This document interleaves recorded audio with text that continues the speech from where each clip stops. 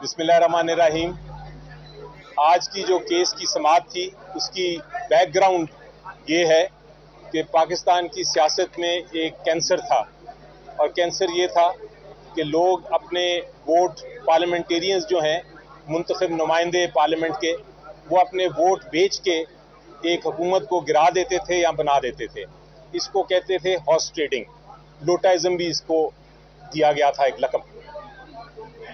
लोटाइज्म या horse trading को ख़त्म करने के लिए आइन में आर्टिकल 63A बनाया गया था, और उसको एक प्रेसिडेंट साहब ने रेफरेंस के तौर पे पेश किया था कि क्या उसके तहत एक वोट जो है, एक वोट 63A के ख़िलाफ़ अगर कोई डालता है, किसी अपनी पार्टी की, पार्लियामेंट्री पार्टी की इजाज़त के बगैर वोट करता है आइनी तरमीम के लिए, तो क्या वो वोट को काउंट किया जाएगा कि नहीं। और उस पर सुप्रीम कोर्ट ऑफ पाकिस्तान ने 5 मेंबर बेंच ने फैसला किया था, और फैसले का जो मेजॉरिटी डिसीजन का जो फैसला लिखा था वो जस्टिस मुनीब अख्तर साहब ने लिखा था।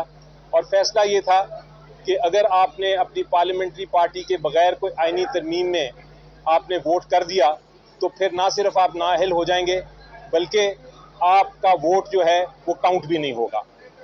इस फैसले को सुप्रीम कोर्ट बार एसोसिएशन ने चैलेंज किया था।